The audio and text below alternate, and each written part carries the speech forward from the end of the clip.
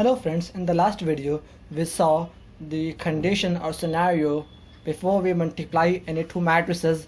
We learned how to check that if two matrices can be multiplied or not. Okay, so just for a quick review, let me recall that thing.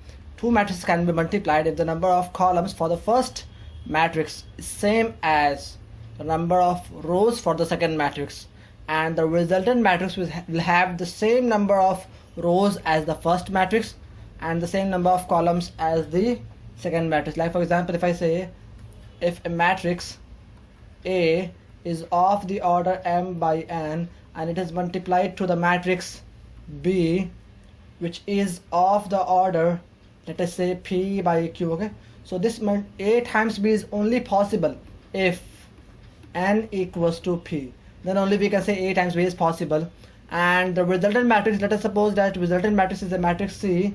So the matrix C will have an order of m by q. That means same number of rows as the first matrix, which is m here, and same number of columns as the second matrix, which is q. Okay, so now let us take an example how to multiply. And also if this number of columns of the first matrix is not same as the number of rows of the second matrix, then we say A into B is not defined. We can't multiply those two matrices. Okay, let us take an example of two matrices where the two matrices are both of the order 2 by 2.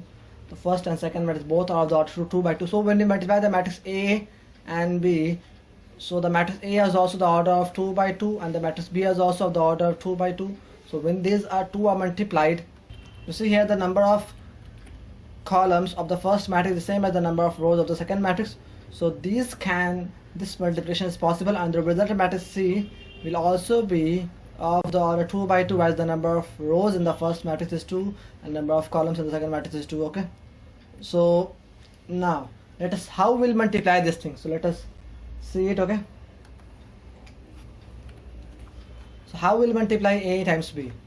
For that, say like A times B, this is same as matrix A is what, 1 5 in the first row and 7 2 in the second row, and matrix B is negative 3 4 in the first row and 0 6 in the second row. And we know the resultant matrix is also a matrix of 2 by 2. That means if we just draw a template, or maybe just like an empty box, so we can understand that there are 4 places to be filled. Because this matrix will be in order of 2 by 2, that means there will be 2 rows and 2 columns. So in total there will be 4 elements. Okay, so suppose if we need to find the element of the first row first column, then the first to second column, then the first to third column, sorry my bad, the second row first column and the second row second column. I have just drawn these blanks, and with them in the subscript the row and the column number as index, so that we can identify which row and which column are we finding, and that will help us as a beginner to learn this method very easily. And as soon as you will master over this thing, then you don't need to put all of these blanks and the subscript. Okay, so suppose we are starting with this first element, the element of the first row and first column. So what we need to do is, like, since this element is of the first row and first column, so we need to pick the first row from the first matrix and the first column from the first matrix. Always remember, while multiplying two matrices, we always pick row from the first matrix and column from the second matrix. Row from the first matrix and column from the second matrix. Okay, always remember this thing. So when we pick the first row from the first matrix, which is 1 1 5, and this first column from the first matrix, sorry, second matrix, first column from the second matrix, so what we'll do is, like, we will take the first element. So here I've written the first row from the first matrix and the first column from the second matrix. So now we need to multiply the corresponding elements, like the first element of this row and first element of this column. So it is 1 times negative 3, and then the second element of the first row and the second element of the first column, that is 5 times 0, and now we can simply add it. Okay, so that is the element of the first row first column.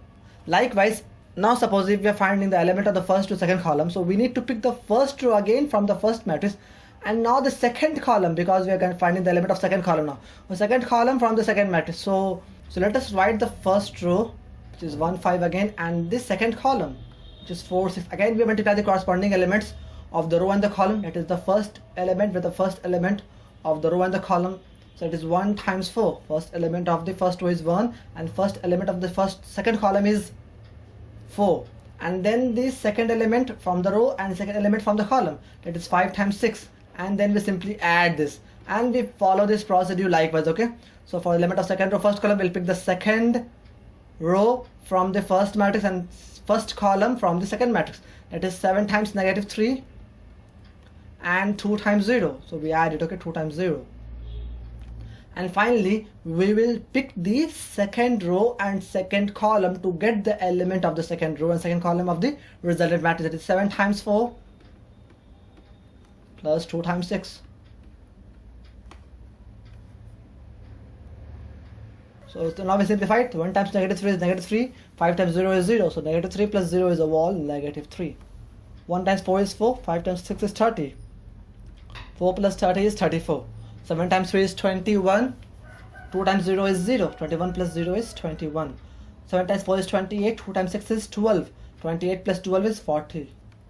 So this is the resultant matrix which we get after multiplying the matrices A times B. So I hope you have got the process of how to do it. So if you have understood this concept, then I'll recommend you to find out what is the resultant matrix when we multiply the B times A, like if we multiply B matrix with the A. So please comment the answer in the comment box. Thank you for watching this video.